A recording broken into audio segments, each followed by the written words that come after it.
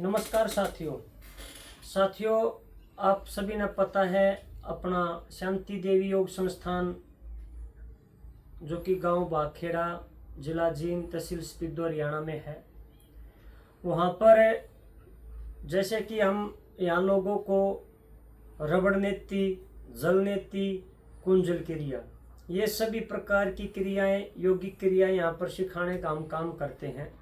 जिन भी साथियों को जैसे कि नज़ला, जुखाम, खांसी, बलगम का आना, बार बार मतलब कि छिक्के इतनी आती हैं, डस्ट के कारण भी आती हैं, परफ्यूम डाल रखा हो किसी ने उसके कारण भी आती हैं, धूप बत्ती का धुआं हो या उपलों का धुआं हो, या जैसे कोई नया रंग पेंट हो रखा हो, या कि भाई जैसे कहीं तेल का या किसी भी प्रकार का आपने मतलब आपकी नाक ने सूंघ आ गई तो उसी से छींकें आनी शुरू हो जाती हैं।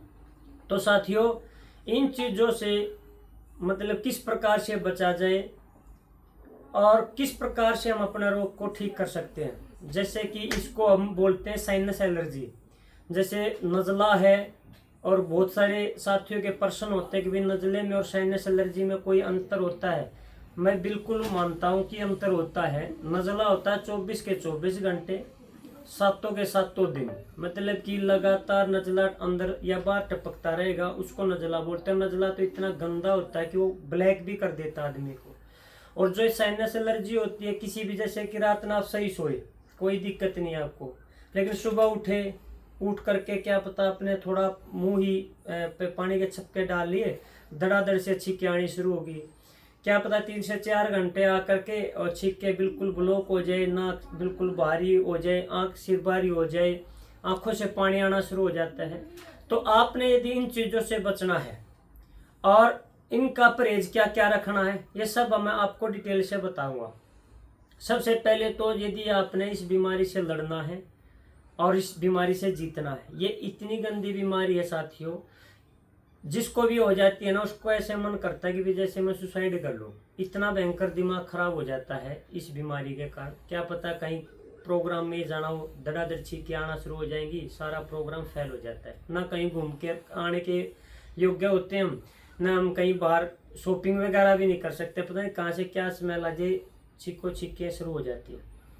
तो आपने जैसे कि सबसे पहले परहेज क्या रखना चाहिए इसमें, दही, लस्सी, कच्चा प्याज, अचार, चावल, मूली, खीरा, केला, परोठा, पूरी, ठंडा भोजन और तला हुआ भोजन, आपने ये बिल्कुल इनका परहेज रखना चाहिए। और सबसे एक मुख्य चीज़ साथियों मैं आपको याद दिलवा देता हूँ कि बहुत सारे साथी हमारे ऐसे होते हैं कि भाई कई बार जैसे शाम को नहाने के बाद ना सिर में ऑयल नहीं लगाते, हम सोचते हैं यार तकिया वगैरह खराब हो जाएगा। भाई तकिए का कवर तो दोबारा आ जाएगा, शरीर दोबारा नहीं मिलना।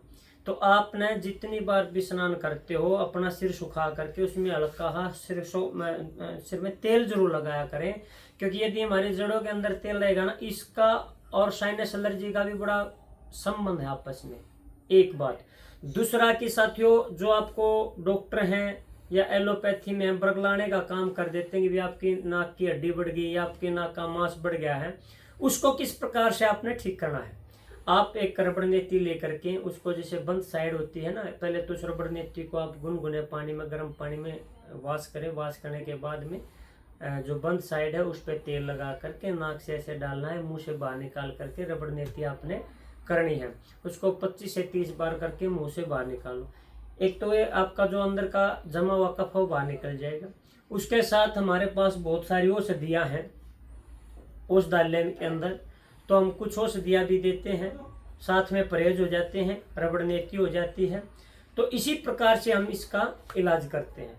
तो साथियों, यदि आपने भी अपनी बीमारी का इलाज करना है तो आप शांति देवी योग संस्थान, गांव बाखेड़ा, जिला जींद में आ सकते हैं। धन्यवाद।